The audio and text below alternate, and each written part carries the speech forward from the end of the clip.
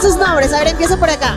Hola, mi nombre es Susan Alarcón, Nayeli. Shirley Azuero. ¿De qué parte del Perú son? Yo soy de Huánuco, huanuqueña.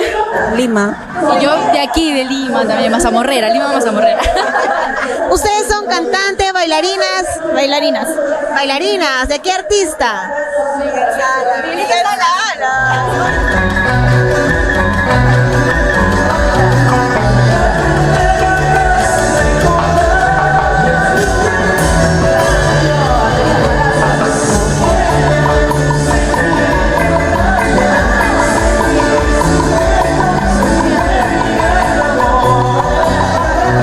A ver, chicas, un reto del modelaje, ¿ya? Va a ir una por una, a ver, una pasarela. Por aquí empezamos, guapa. ¿Cuál es tu nombre? A ver, repíteme.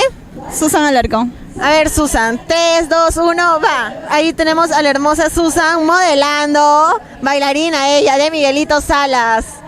Muy bien, a ver, siguiente, repíteme tu nombre, guapa. Nayeli. Nayeli, a ver, modela. Ahí, vamos. Nayeli, hermosa, está modelando, también bailarina de Miguelito. A ver, muy bien, una vueltita más para tu público. Ella coqueta. Muy bien, guapa. A ver, continuamos por aquí. Tu nombre, repíteme, guapa. Shirley Azuero. Shirley, a ver, unos pasitos. Ella es Shirley, coqueta ella, modelando. Besito, por favor, besito a la cámara.